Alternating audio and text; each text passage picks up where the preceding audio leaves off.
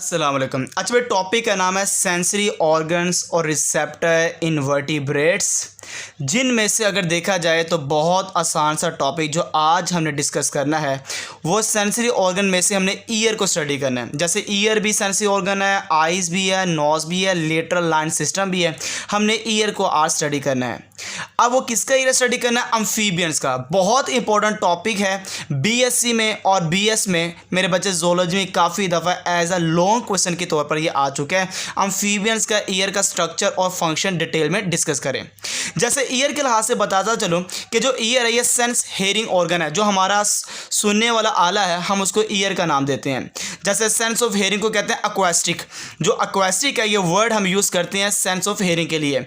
Unit of year दो हैं, auditory है और वेस्टिब्यूलर है। ऑडिटरी एक ऐसा यूनिट है जो सेंस ऑफ हेयरिंग रखता है, सुनने का काम करता है, और जो वेस्टिब्यूलर यूनिट है इसका काम है सेंस ऑफ इक्विलिब्रियम। आपको एक जगह पर जो आपका पोस्चर है, आपकी जो पोजीशन है, उसकी जो मेंटेनेंस है इक्विलिब्रियम कहलाता है। ये सेंस ऑफ इक्विलिब्रियम रखने का जिसकी जिम्मेदारी है वो वेस्टिब्यूलर की है। देखा जाए ईयर की जो इवोल्यूशन है अम्फीबियंस से रेप्टाइल्स, बर्ड्स और मैमल्स, सबसे मॉडिफाइड जो ईयर है वो मैमल्स के पास है। जो आज हमने ईयर की स्टडी करनी है वो अम्फीबियंस की है। मगर अम्फीबियंस कौन सा बेटा? फ्रॉग। हमने फ्रॉग का ईयर को आज स्टडी करना है। जैसे ये ईयर मैंने आपके सामने बना दिया है और ये ईयर है किसका बेटा? फ्रॉग का। ये सबसे पहले ये जो आपको नजर आ रही है कॉल्ड टिम्पैनिक मेम्ब्रेन, ये एक्सटर्नल ईयर के अंदर आती है। इसके बाद स्टेप जो कि बोन का नाम है, ओवल विंडो और ओपरक्यूलम, ये तीन पार्ट मिडल ईयर पार्ट के अंदर आता है। Middle ear, step, Oval window और ओपरक्यूलम। इसके बाद ये जो आगे आता है सेमी ल्यूनर कनाल और राउंड विंडो, ये सेमी ल्यूनर वाल और राउंड विंडो जो आता है इनर ईयर के अंदर आता है। तो एक्सटर्नल ईयर में क्या आ गया? Tympanic membrane. मिडल ईयर में क्या आ गया? स्टेप, ओवल विंडो, ओपरक्यूलम आ गया। और इनर ईयर के अंदर क्या आ गया? सेमी ल्यूनर कनाल आ गया और राउंड विंडो आ गया। अब इन सब का रोल पढ़ते हैं, इनका स्ट्रक्चर पढ़ते हैं, जो डिटेल के अंदर बहुत आसान तरीके से मैंने बयान किया हुआ है। जैसे कि इस एक्सटर्नल ईयर के अंदर टिम्पैनिक मेम्ब्रेन है।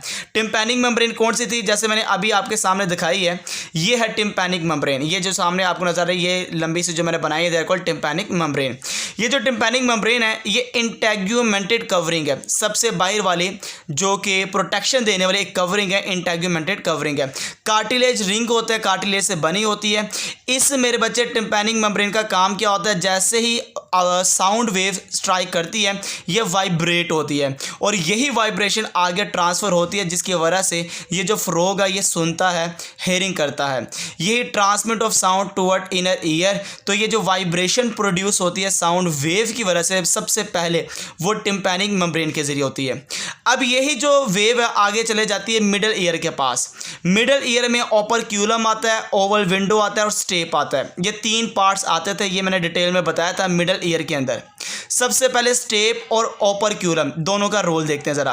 अच्छा, स्टेप का काम क्या होता है? इसकी जिम्मेदारी है ट्रांसफ़र करना हाई फ्रिक्वेंसी साउंड को। ये याद रखना, बड़ा इंपॉर्टेंट पॉइंट है। 1000 से लेके 5000 गीगाहर्ट्ज़ की जो साउंड की फ्रिक्वेंसी है ये जो ट्रांसफ़र करता है ये स्टेप करता है।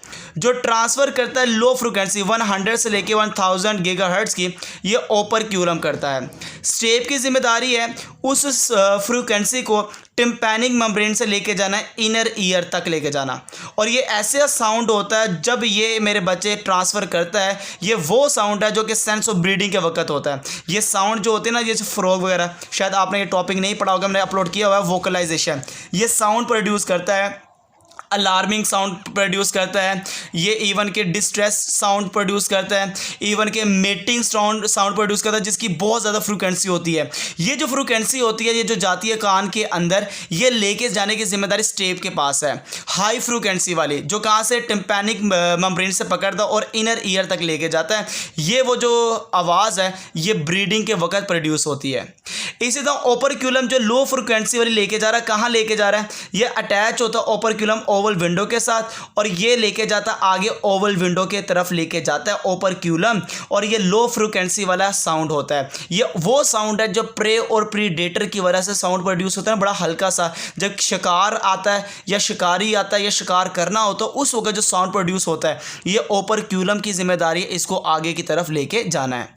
तो कैसे आगे जाता है पाँच में बता देता हूँ। हाई कैसे जाता है, लो कैसे जाता है। तो साउंड वेव आई हाई फ्रिक्वेंसी वाली टिम्पैनिक मेम्ब्रेन से स्टेप के पास गई, सेमील्यूनर कनाल के पास गई, रिसेप्टर सेल्स के पास गई और वहाँ से जनरेट ऑफ एक्शन पोटेंशियल वो पता लग गया ये साउंड किसका है।